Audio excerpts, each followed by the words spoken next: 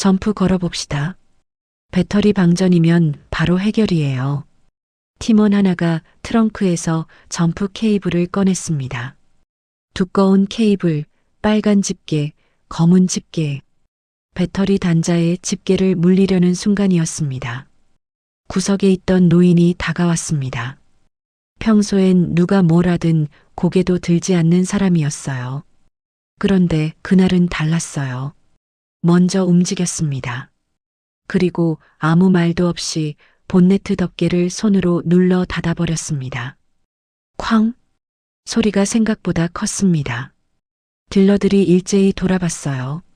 기름 묻은 작업복, 낡고 해진 장갑, 허리가 약간 굽은 70대 노인.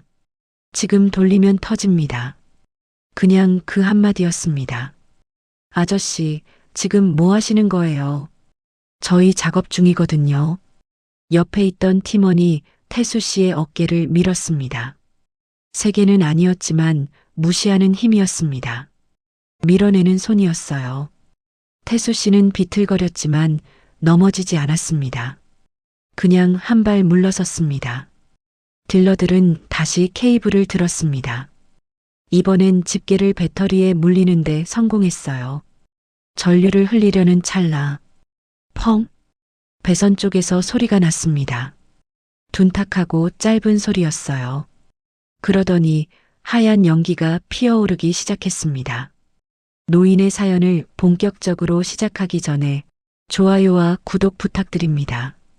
그럼 오늘의 사연을 시작하겠습니다.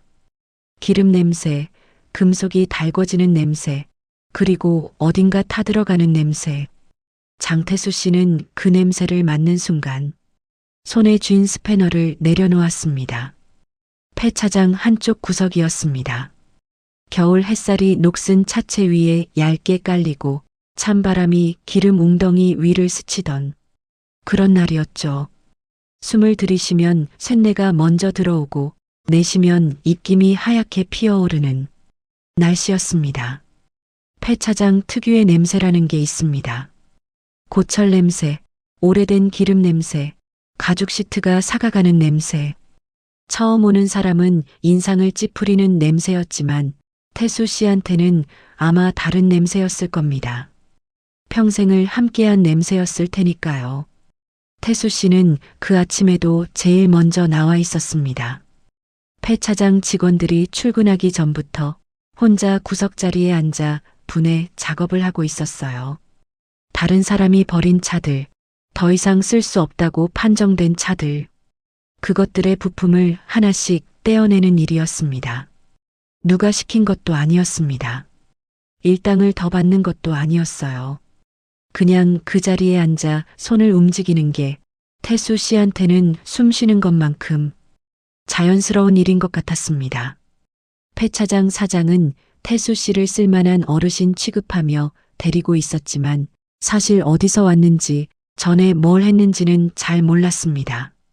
그냥 어느 날 나타나서 일자리를 구한다고 했고 손이 부족하던 차에 쓰기 시작한 것뿐이었어요.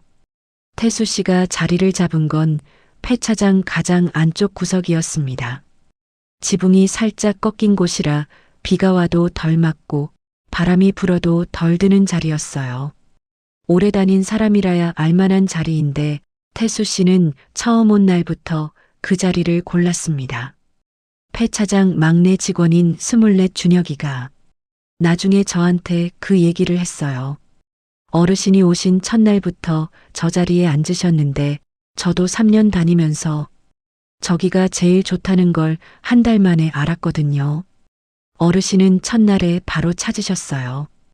그게 어떤 의미인지 저는 나중에야 이해했습니다.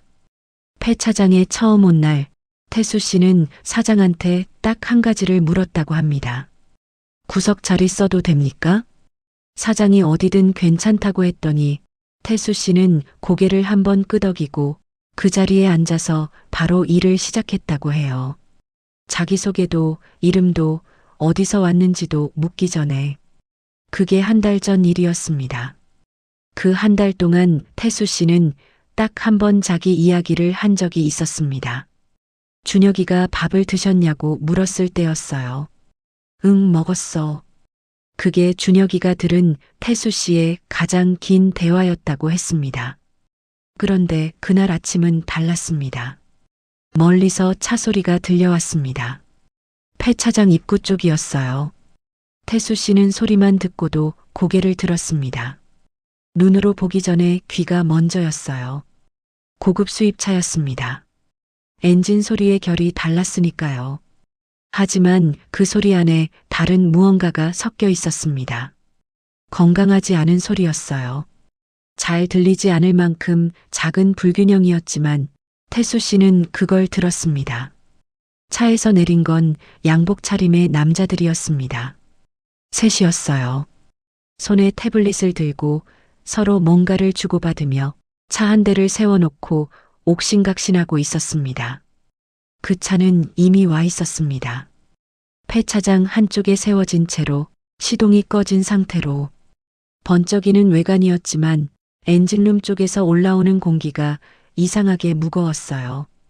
윤성민 씨가 팀을 이끌고 있었습니다.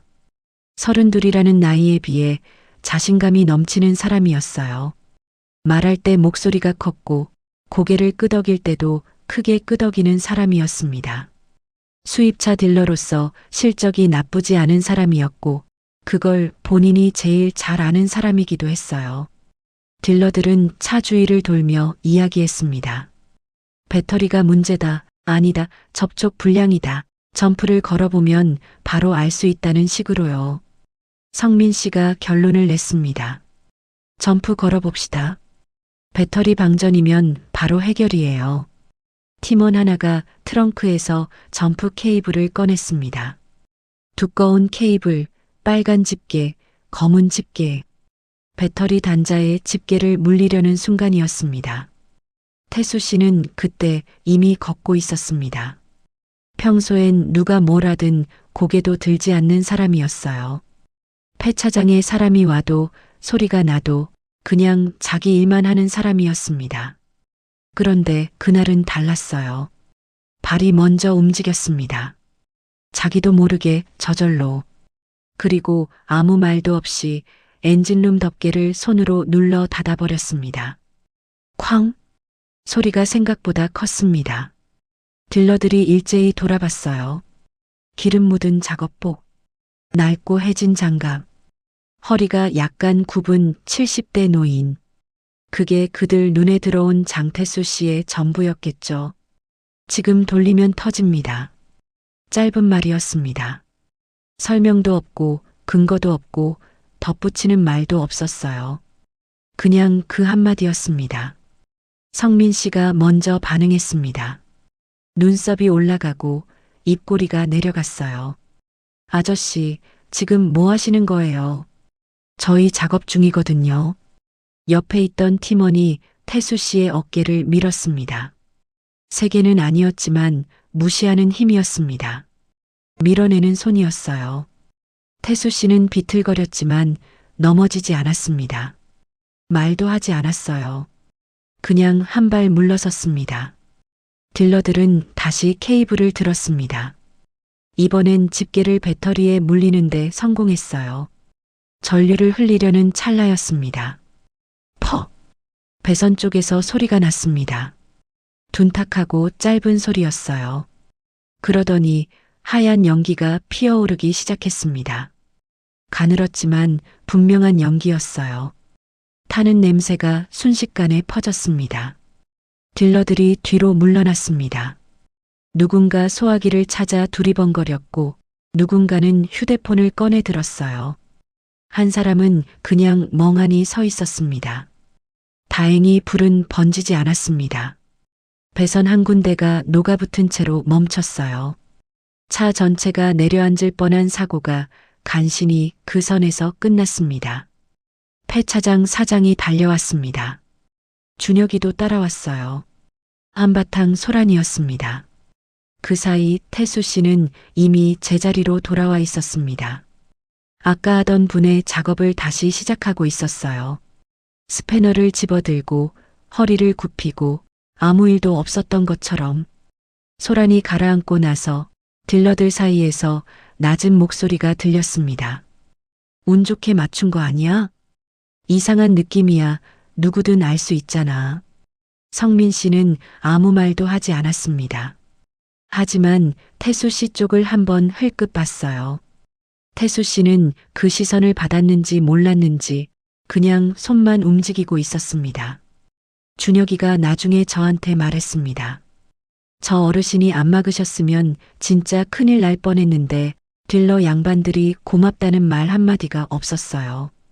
저는 그날 다른 일로 잠깐 들렀다가 그 뒷모습을 한동안 바라봤습니다. 그런데 그때 한 가지를 더 봤습니다. 딜러들이 돌아가고 나서 폐차장이 다시 조용해진 오후였어요. 태수 씨가 슬그머니 그 차 쪽으로 걸어갔습니다. 아무도 없을 때였어요. 연기가 났던 배선 부분을 조용히 들여다봤습니다. 그리고 작업복 주머니에서 테이프를 꺼냈어요. 얇은 절연 테이프였습니다. 녹아붙은 배선 끝을 조심스럽게 감았습니다. 누가 시킨 것도 아니었습니다. 추가 비용을 받는 것도 아니었어요. 그냥 그렇게 하는 거였습니다. 차가 더 상하면 안 된다는 것처럼. 그 모습을 보고 나서야 저는 이 사람이 차를 대하는 방식이 다른 사람들과 다르다는 걸 느꼈습니다. 딜러들은 차를 거래의 대상으로 봤습니다. 하지만 태수 씨는 그렇지 않았어요. 차를 살아있는 것처럼 대하는 사람이었습니다. 말없이 위기를 맞고, 말없이 욕을 듣고, 말없이 돌아가는 사람. 그리고 아무도 없을 때 혼자 마무리하는 사람. 뭔가 이상하다는 생각이 들었습니다. 저 사람이 그냥 운이 좋은 걸까 하는 의심이 그때 이미 마음속에서 조용히 자라고 있었거든요. 그때는 물론 몰랐습니다. 그날 그 엔진룸을 닫은 손이 나중에 우리 정비소를 살려낼 줄은요. 그날 이후로도 폐차장은 평소와 다름없이 돌아갔습니다. 차들이 들어오고 차들이 나갔습니다. 부품이 분해되고 고철이 쌓였어요. 태수 씨는 그 모든 것과 함께 늘 같은 자리에 있었습니다. 딜러들도 계속 들어왔습니다. 폐차장을 임시 작업 공간처럼 쓰고 있었거든요. 차량을 점검하거나 서류를 처리하거나 잠깐 자리를 잡고 전화를 받는 식으로요. 그들이 태수 씨를 대하는 방식은 그날 이후에도 달라지지 않았습니다. 아니, 어쩌면 조금 더 나빠졌는지도 모르겠습니다. 자기들이 틀렸다는 게 불편한 사람들이 그 불편함을 해소하는 방법은 되게 비슷하거든요. 상대를 더 작게 만드는 것이죠. 어르신, 저기 자판기에서 커피 하나만 뽑아다 주실 수 있어요? 처음엔 그냥 부탁하는 척이었습니다. 하지만 다음 날도 그 다음 날도 반복됐어요. 태수 씨는 거절하지 않았습니다. 종이컵을 들고 자판기 앞에 서서 버튼을 누르고 돌아오고 건네줬습니다. 고맙다는 말은 없었습니다. 타이어를 옮겨달라는 부탁도 있었습니다. 폐차에서 빼낸 타이어를 구석으로 굴려달라는 거였는데 양복이 더러워진다는 이유였어요. 태수 씨는 그것도 했습니다. 무릎이 좋지 않아 보이는 걸음으로 타이어를 하나씩 굴렸습니다. 그 모습을 보면서 성민 씨가 팀원에게 말했습니다. 요즘 차는 다 컴퓨터야. 귀로 듣는 시대는 끝났어. 웃음 섞인 목소리였습니다. 태수 씨를 향한 말인 건 분명했지만 직접 말하지는 않는 방식이었어요. 더 비겁한 방식이기도 했죠. 태수 씨는 그 말을 들었을 겁니다. 폐차장이 그렇게 넓지 않으니까요. 하지만 고개 한번 들지 않았습니다. 타이어를 다 옮기고 손을 툭툭 털고 다시 자기 자리로 돌아갔어요. 그러던 어느 날 작은 일이 하나 있었습니다. 성민 씨가 전화를 하면서 폐차장 통로를 걸어가다가 마주오는 태수 씨를 그냥 지나쳤습니다. 좁은 통로였는데 비켜줄 생각도 잠깐 기다릴 생각도 없었던 거예요.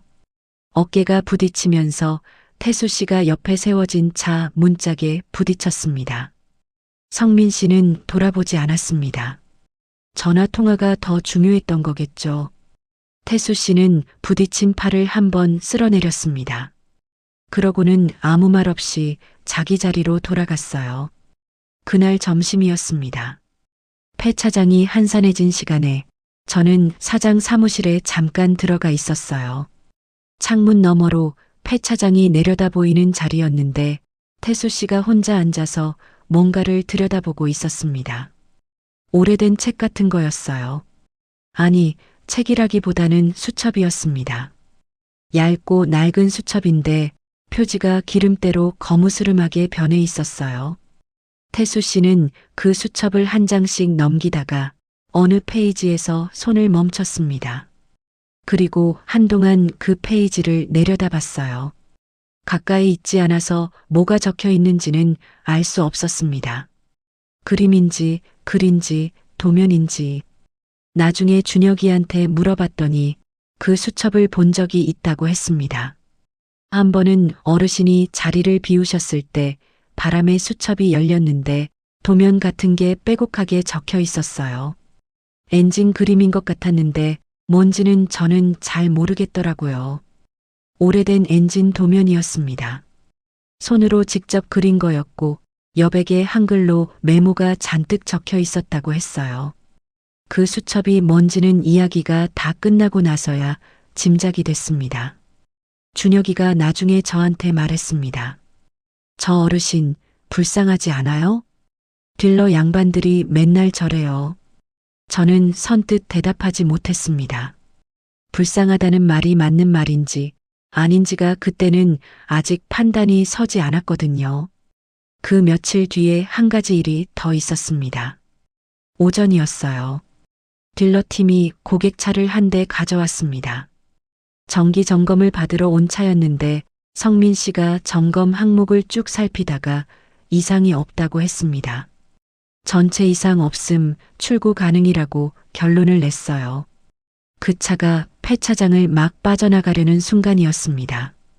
태수 씨가 자리에서 일어나 손을 들었습니다. 크게 든 건 아니었어요.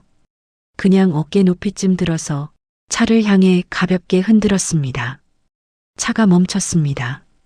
성민 씨가 인상을 찌푸렸어요. 왜요, 어르신? 태수 씨가 차 쪽으로 천천히 걸어갔습니다. 차 앞으로 가더니 몸을 낮춰 타이어 안쪽을 들여다봤어요. 브레이크 패드. 짧게 말했습니다. 성민 씨가 왔습니다. 들여다봤어요. 패드가 거의 다 닳아 있었습니다. 육안으로 봐도 알 수 있을 만큼이었어요. 점검 항목에 브레이크 패드가 있었는데 넘기고 지나친 거였습니다. 성민 씨는 아무 말도 하지 않았습니다. 고객한테 전화해서 다시 들어오게 했어요. 태수 씨는 그 자리에서 몸을 일으키고 돌아갔습니다. 그날 저녁에 준혁이가 저한테 말했어요. 저 어르신이 안 잡으셨으면 브레이크 나간 차를 그냥 내보낼 뻔했어요. 큰일 날 뻔한 거잖아요. 저도 그렇게 생각했습니다. 그런데 성민 씨는 태수 씨한테 고맙다는 말을 하지 않았습니다. 그냥 고객한테 전화를 하고 수리를 진행하고 없던 일처럼 넘어갔어요. 태수 씨도 아무것도 원하지 않았습니다. 그냥 해야 할 일을 한 거였으니까요. 그보다 며칠 전에 제가 본 장면이 있었습니다. 점심시간이었어요.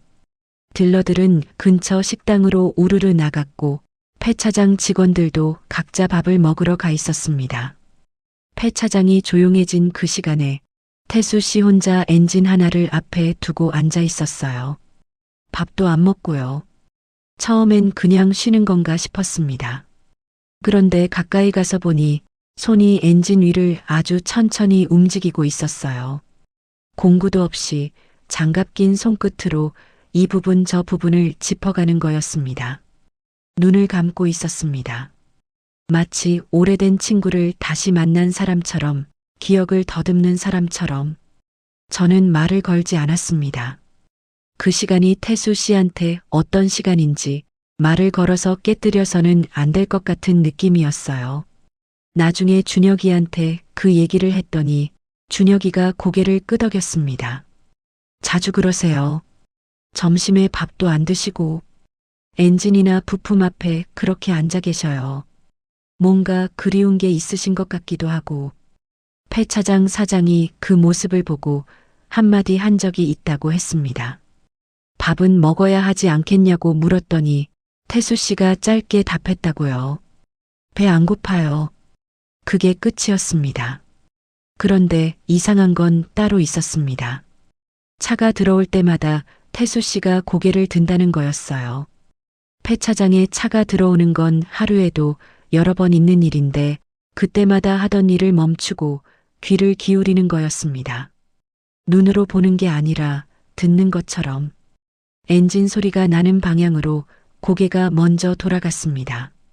그러고는 잠깐, 아주 잠깐 뭔가를 읽어내는 것처럼 가만히 있다가 다시 손을 움직이는 거였어요. 어떤 날은 차가 들어오자마자 혼잣말처럼 중얼거렸습니다. 아주 작은 소리라 정확히 들리지는 않았는데 제가 가까이 있던 날 한 번 들었어요. 미션이 헛돌고 있네. 그 차는 사흘 뒤에 다시 왔습니다. 미션 문제로요. 또 다른 날이었습니다. 낯선 트럭 한 대가 들어왔어요. 폐차 신청을 하러 온 차였는데 태수 씨가 그 소리를 듣자마자 고개를 들었습니다. 그리고 준혁이한테 조용히 말했어요. 저 차 엔진은 아직 살아있어. 사장한테 말해봐요. 준혁이가 사장한테 전했고 사장이 트럭 주인을 붙잡아 이야기를 들어봤더니 돈이 없어서 수리를 포기하고 폐차시키러 온 거였습니다. 엔진이 문제가 아니라 냉각 개통 호스 하나가 문제였고 그 부품은 폐차장에 쌓인 재고에서 바로 꺼낼 수 있는 거였어요. 그 트럭 주인은 폐차 대신 수리를 하고 돌아갔습니다. 비용은 얼마 되지 않았어요. 사장이 태수 씨한테 말했습니다. 어르신 덕분에 폐차 한 대 살렸네요. 태수 씨는 대답하지 않았습니다. 그냥 하던 일을 계속했어요. 저는 그때부터 이 사람이 그냥 노인이 아니라는 걸 어렴풋이 알기 시작했습니다. 하지만 딜러들은 여전히 몰랐어요. 아니, 알려고 하지 않았겠죠. 사람이 보이지 않는 게 아니라 보려 하지 않는 거라는 걸 저는 그 폐차장에서 조금씩 배워가고 있었습니다. 그리고 며칠이 더 지났을 때였어요. 박 대표라는 사람이 폐차장에 연락을 해왔습니다. 아주 특별한 차를 가져오겠다고요. 견인차가 폐차장 안으로 들어서는 순간 공기가 달라졌습니다. 그런데 그보다 조금 전 일을 먼저 말해야 할 것 같습니다. 박 대표의 차가 오기 2시간 전이었어요. 딜러팀이 다른 차 한 대를 폐차장에 들여놓고 점검하고 있었습니다. 중형 세단이었는데 며칠째 간헐적으로 시동이 꺼진다는 차였어요. 딜러들이 20분 넘게 들여다봤지만 원인을 못 찾고 있었습니다. 진단기를 연결해도 깨끗하게 나왔고 눈으로 봐도 이상한 데가 없었어요. 그때 태수 씨가 그쪽을 지나가다가 잠깐 멈췄습니다. 차를 한번 봤어요. 정확히는 차를 들은 거였겠지만요. 그리고 그냥 지나쳤습니다. 성민 씨가 그 모습을 보고 말했습니다. 어르신, 이건 뭐가 문제인지 들리세요? 비웃는 말투는 아니었어요. 그렇다고 진지하게 묻는 것도 아니었습니다. 그냥 시간 때우는 말이었죠. 태수 씨는 걸음을 멈추지 않으면서 짧게 말했습니다. 크랭크 센서. 그 한마디였어요. 성민 씨가 팀원들을 보며 눈썹을 올렸습니다. 팀원 하나가 검색해 봤어요. 크랭크 포지션 센서 불량이 간헐적 시동 꺼짐의 주요 원인이라고 나왔습니다. 나중에 확인해 보니 맞았습니다. 크랭크 센서였어요. 그런데 딜러들은 그 이야기를 크게 하지 않았습니다. 맞아서 놀랐겠지만 인정하는 게 불편했던 거겠죠. 그리고 2시간 뒤에 견인차가 들어왔습니다. 딜러들이 하던 일을 멈추고 일제히 그쪽으로 걸어갔어요. 성민 씨가 제일 먼저 움직였습니다. 평소엔 느긋하게 팔짱을 끼고 있던 사람이 그날만큼은 걸음이 빨랐습니다. 견인차 뒤에 실려온 차는 언뜻 봐도 보통 차가 아니었습니다. 오래된 차였지만 낡아 보이지 않았어요. 외관에 흠집 하나 없이 관리된 차였고 색깔은 짙은 남색이었는데 햇빛 아래에서 보면 검은색처럼 보이기도 했습니다. 묵직하고 단단하고 어딘가 기품이 있었어요. 시간이 지날수록 가치가 올라가는 것들이 있는데 그 차가 딱 그런 물건이었습니다. 박 대표라는 분이 뒤따라온 차에서 내렸습니다. 나이는 60대 중반쯤으로 보였고 말수가 적은 사람이라는 건 첫인상부터 느껴졌어요. 악수를 청하는 손이 단단했고 눈이 조용했습니다. 뭔가를 오래 본 사람의 눈이었어요. 그런데 박 대표가 차에서 내리자마자 한 일이 있었습니다. 딜러들한테 인사를 하기 전에 먼저 견인차에 실린 그 차 쪽으로 걸어갔어요. 손으로 차 옆면을 천천히 쓸었습니다. 애정을 담은 손길이었습니다. 이 차와 오래 함께한 사람의 손길이었어요. 그 모습을 보면서 저는 생각했습니다. 이 사람한테 이 차는 단순한 거래 물건이 아니겠구나 하고요. 성민 씨가 웃으며 다가갔습니다. 어서 오십시오, 대표님. 연락받고 기다리고 있었습니다. 박 대표는 짧게 고개를 끄덕였습니다. 그리고 바로 차 쪽으로 시선을 돌리며 말했어요.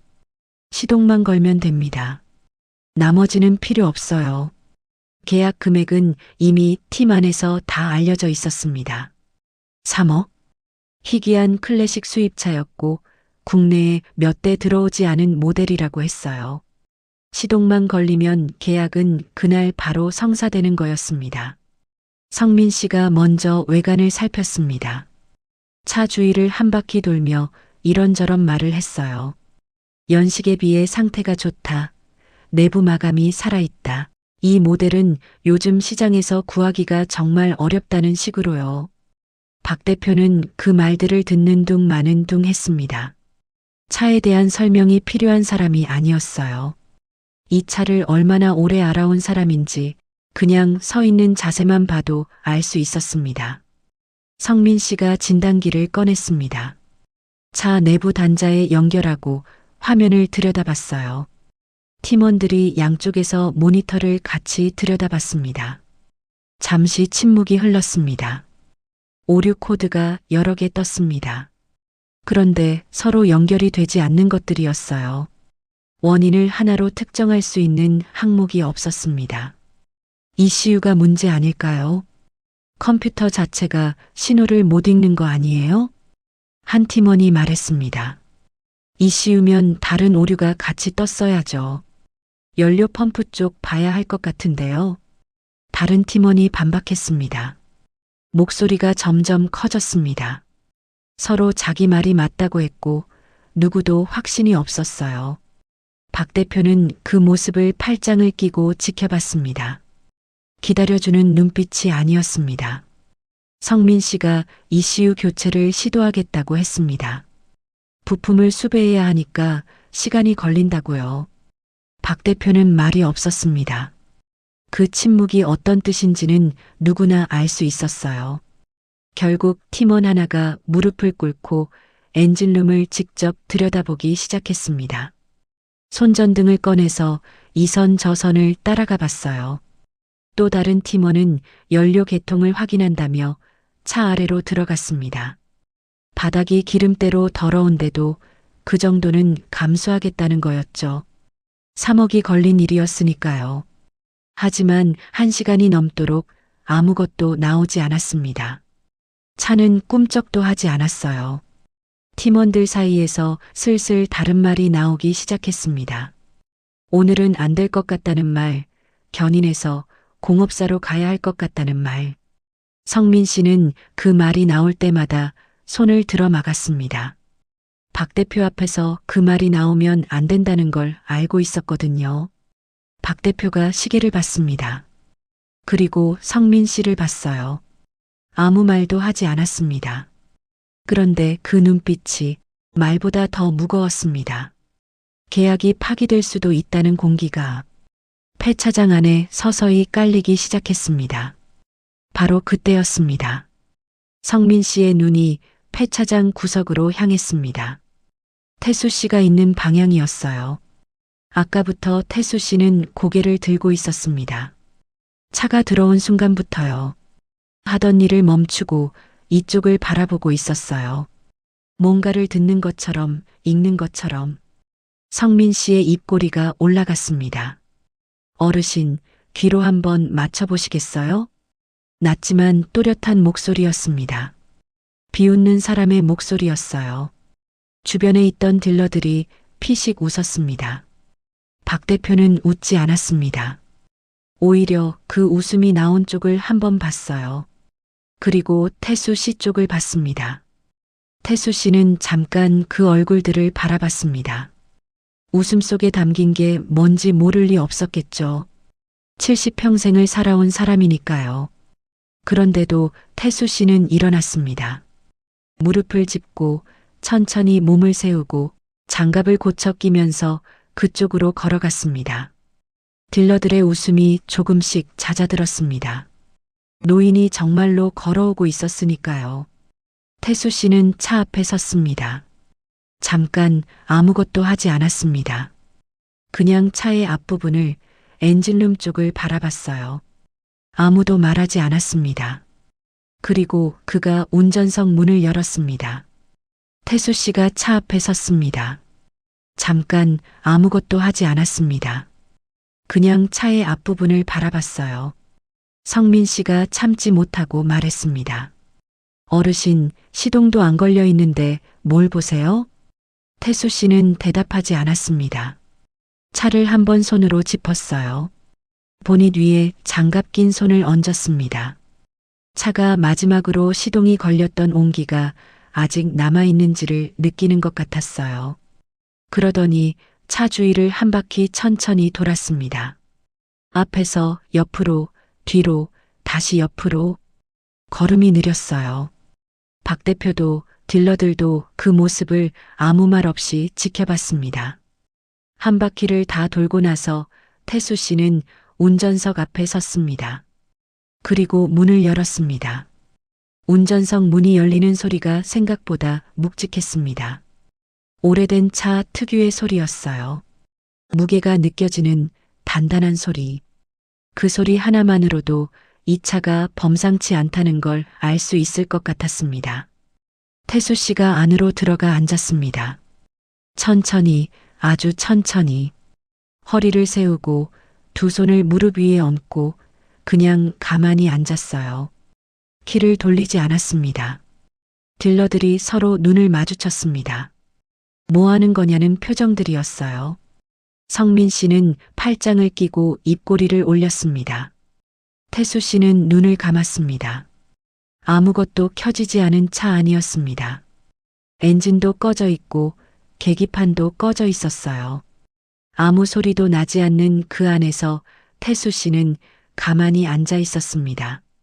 그 순간이 이상하게 길게 느껴졌습니다. 폐차장 안의 다른 소리들이 갑자기 또렷해지는 것 같았어요. 바람 소리, 멀리서 지나가는 차 소리, 철판이 가볍게 덜컹이는 소리. 태수 씨는 그 안에서 뭔가를 읽고 있었습니다. 눈을 감은 채로. 한 팀원이 성민 씨 옆에서 작게 속삭였습니다. 뭐 하는 거야, 저게. 성민 씨는 말하지 않았습니다. 그런데 팔짱을 끼고 있던 팔에 힘이 들어가고 있었어요. 여유 있는 척하는 자세였지만 손가락이 팔뚝을 꽉 쥐고 있었습니다.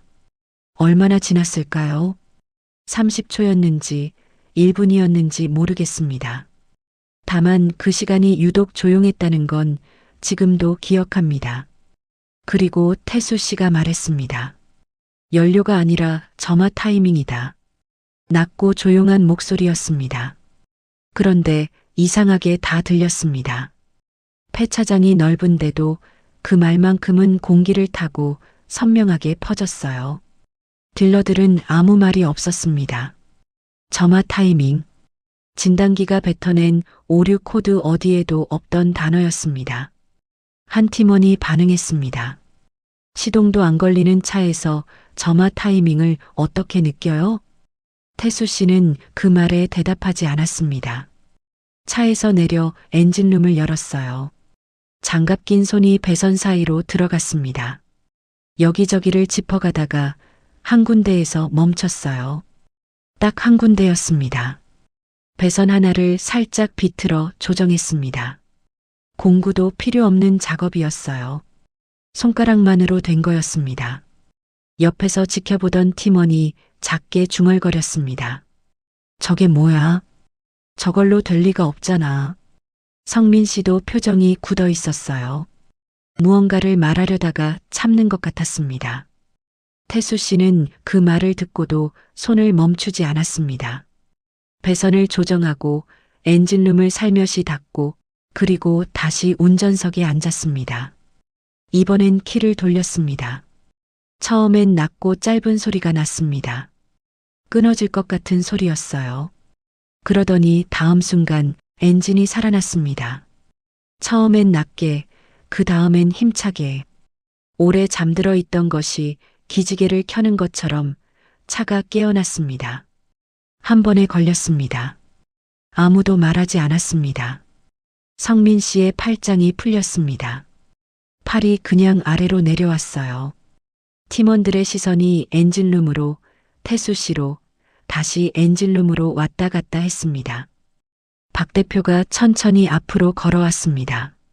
차 가까이 다가와서 엔진 소리를 들었습니다. 고르고 안정적이고 건강한 소리였습니다. 박 대표의 눈이 잠깐 감겼다가 떠졌습니다. 무언가 오래된 감정이 스치는 것 같았어요.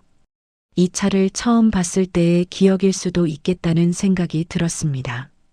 준혁이는 그 자리에서 입을 다물지 못하고 있었습니다. 나중에 저한테 말했어요. 저는 그때 소름이 돋았어요. 진짜로요. 저도 차 만지는 사람인데 그게 어떻게 가능한 건지 이해가 안 됐거든요. 시동도 안 걸린 차에서 아무 소리도 없는 상태에서 뭘 들은 거예요? 대체? 저도 그 질문에 답을 못했습니다. 다만 한 가지는 알았습니다. 태수 씨는 차 소리를 듣는 게 아니었습니다. 차의 침묵을 듣는 사람이었어요. 아무 소리도 나지 않는 순간에 소리가 나야 하는 것이 나지 않는다는 걸 아는 사람이었습니다. 그게 수십 년의 시간이 만들어낸 감각이라는 걸 그때는 미처 몰랐습니다. 그때 저는 문득 첫날 장면이 떠올랐습니다. 딜러들이 점프 케이블을 들던 순간 태수 씨가 뛰어들어 엔진룸을 닫아버리던 그 순간. 그게 단순히 배터리 과부하를 막으려던 게 아니었던 겁니다. 그 차도 이 차와 같은 구조였어요.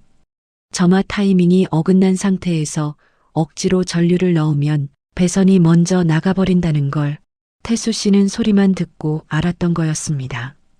첫날부터 알고 있었던 겁니다. 처음부터요. 그걸 깨닫는 순간 등 뒤가 서늘해지는 느낌이었습니다. 딜러들도 느꼈을 겁니다. 말은 안 했지만 각자의 얼굴에 뭔가가 스치고 지나가는 게 보였으니까요. 뒤늦은 인식이라는 게 늘 그렇습니다. 알고 나면 너무 선명한데 알기 전엔 아무것도 안 보이는 거죠.